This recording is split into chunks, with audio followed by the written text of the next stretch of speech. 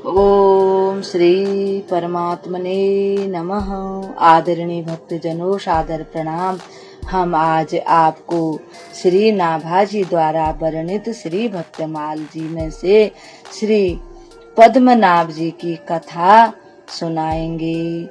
जय गणेश गिरिजासुवन, मंगल मूल सुजान, विनय करें सुर नर मुनि, देहु अभय वरदान, देहु अभय वरदान।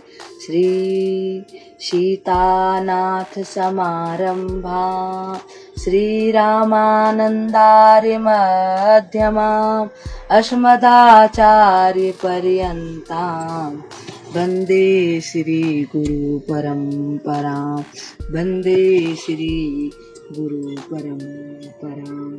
भक्तजनों, श्री नाभाजी महाराज श्री पद्मनाभ जी की कथा को सुनाते हुए कहते हैं कि राघव जी नाम महानिधि, मंत्र नाम ही सेवा पूजा। राघव जी जप तप तीरथ, नाम नाम बिन और न दूजा।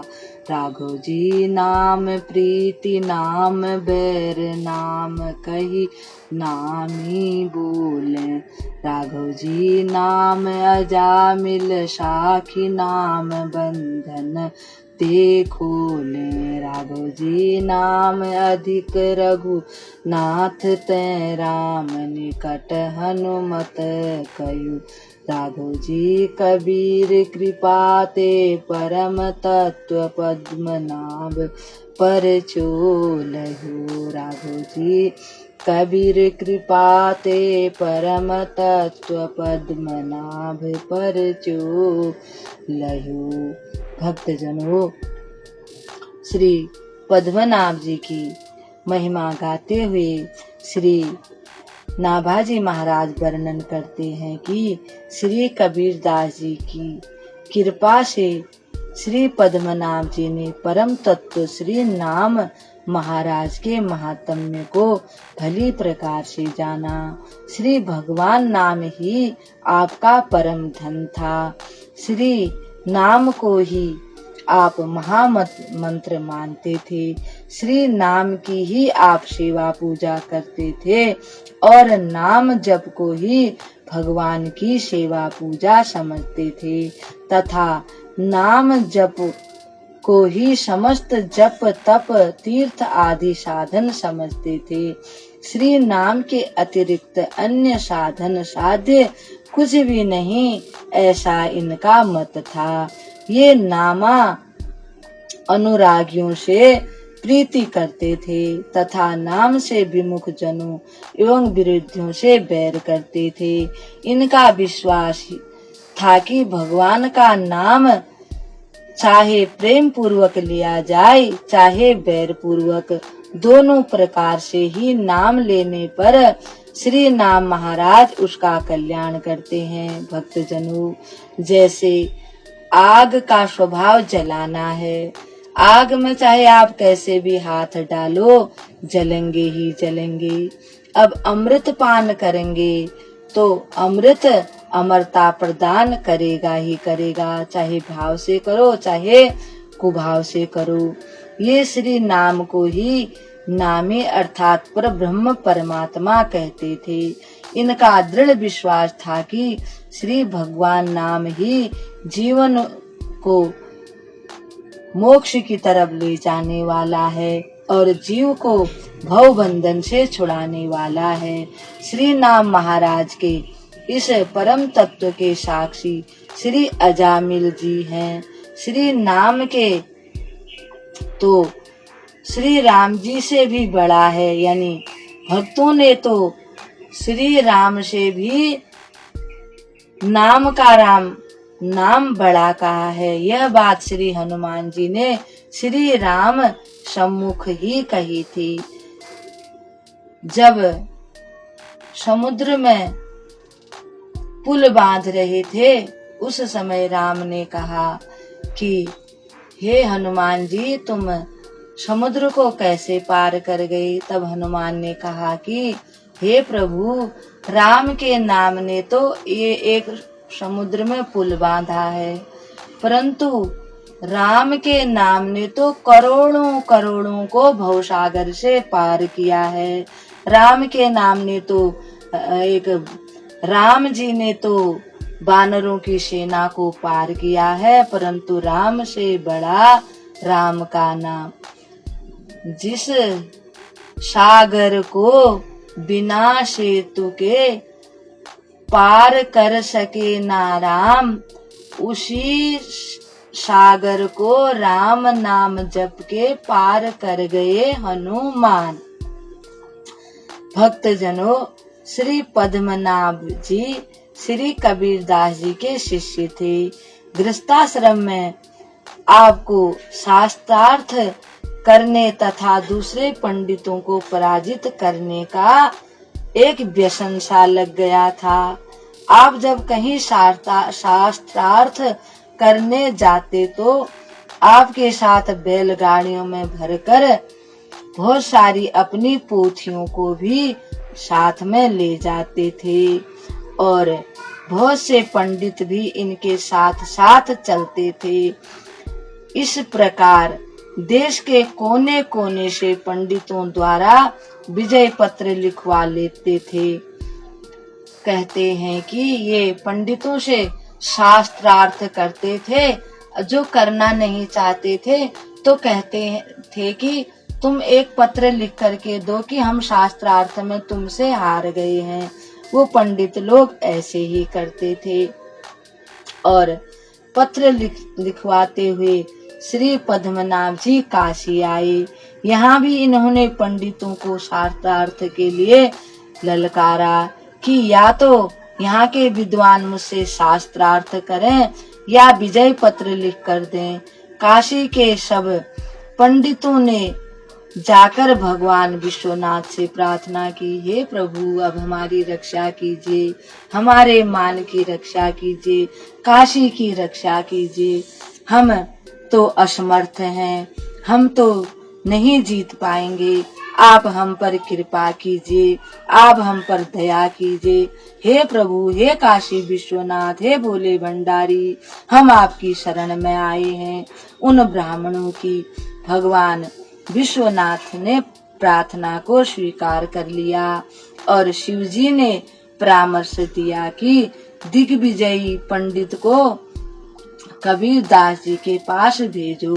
तत्पश्चात सभी पंडित मिलकर श्री पद्मनाभ जी के पास गए और बोले कि यदि आप हम लोगों के गुरु श्री कबीरदास जी को शास्त्रार्थ में पराजित कर दें तो हम सभी अपनी हार मान लें। आपको यदि शास्त्रार्थ करना हो तो उनके पास चलें।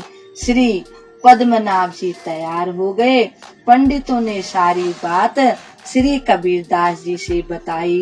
कबीरदास जी ने कहा कि जब शिव जी की आज्ञा है तो भला मैं उसे कैसे नहीं मानूं, मुझे तो उसको मानना ही पड़ेगा। उसे भोले बाबा की आज्ञा को मैं कैसे अस्वीकार कर सकता हूँ। वे मुझे संभालेंगे और वे ही मेरे मुख से बोलेंगे। कबीरदास जी को पूरा विश्वास था कि कबीरदास जी तो जानते ही थे कि भगवान ही सब कुछ करने वाले हैं। तो समय पर शास्त्रार्थ प्रारंभ हुआ। दिग्विजयी पंडित पद्मनाभ ने कबीरदास जी से ही प्रश्न करने का आग्रह किया। कबीरदास जी ने कहा, पंडित जी, मैं तो मसी कागद छुयो नहीं, कलम गई न हाथ, ऐसा उन्होंने कह दिया। फिर भला मैं क्या जानूं शास्त्रार्थ और शास्त्र क्या होता है, भला मैं क्या शास्त्रार्थ करूंगा। फिर भी आप कह रहे हैं तो जिज्ञासावश पूछ रहा हूँ। समुझी पड़े की पड़ी समुझे, अहो कहो कबीराज। समुझी पड़े की पड़ी समुझे, अहो कहो कबीराज। ये बात जब कबीरदास जी ने कही, श्री कबीरदास जी सिद्ध संत थे, उनकी वाणी प्रासादिक थी। उसके कान में पड़ते ही दिग्विजयी पंडित के अंतः चक्षु खुल गए। उन्होंने बड़ी विनम्रता पूर्वक कहा, महाराज, मैंने न तो समझकर पढ़ा और न पढ़कर ही समझा। अब आपकी कृपा से समझा कि हमारा सब पढ़ना लिखना व्यर्थ रहा। उन्होंने उसी क्षण निश्चय किया कि अब मैं कभी शास्त्रार्थ नहीं करूंगा। साथ आए पंडितों को बैलगाड़ी पर लदी पुस्तकों के साथ उन्होंने वापस कर दिया और स्वयं श्री कबीरदास जी की शरण ली। कबीरदास जी ने उन्हें श्री राम मंत्र की दीक्षा दे दी। श्री पद्मनाभ जी का अब तो जीवन ही बदल गया था। निरंतर नाम जप करते और भगवान की मानसी सेवा करते। एक बार की बात है, काशीपुरी में निवास करने वाले एक सेठ को असाध्य गलित यानी कुष्ठ रोग हो गया था। ऐसी स्थिति में वह बोलने लगा कि अब मैं जीवित नहीं रहना चाहता। ऐसे जीवन का क्या लाभ है? मैं जीकर क्या कर रहा हूँ? मैं भी दुख पा रहा हूँ और आप लोगों को भी दुख दे रहा हूँ। आप लोग मुझे बांधकर गंगा जी में डाल दीजिए। ऐसा उसने अपने घर वालों को आज्ञा दी। ऐसी स्थिति में वह श्री गंगा जी में डूबकर मर जाने का संकल्प करके डूबने को चला। उस समय उसके साथ लोगों की बहुत बड़ी भीड़ गंगा तट पर एकत्रित हो गई थी। संयोगवश श्री पद्मनाभ जी भी उधर से ही कहीं जा रहे थे। भीड़ देखकर उन्होंने सोचा, क्या हो रहा, बड़ी भीड़ हो रही है, मैं भी जरा देख लूं। जाकर उन्होंने पूछा, लोगों ये क्या हो रहा है, भीड़ क्यों लग रही है? तब लोगों ने बताया।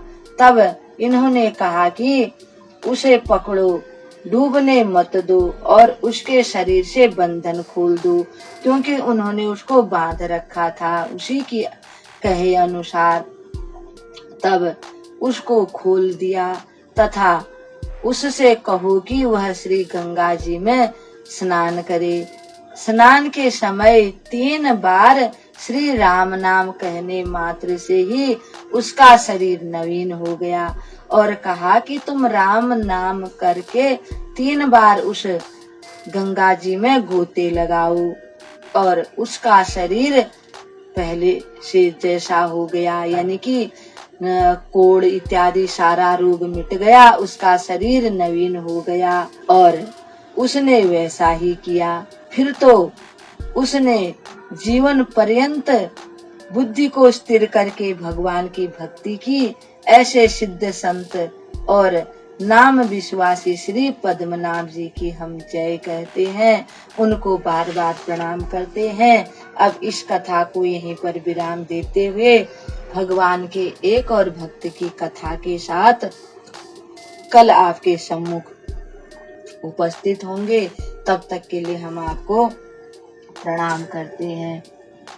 ओम श्री परमात्मने नमः।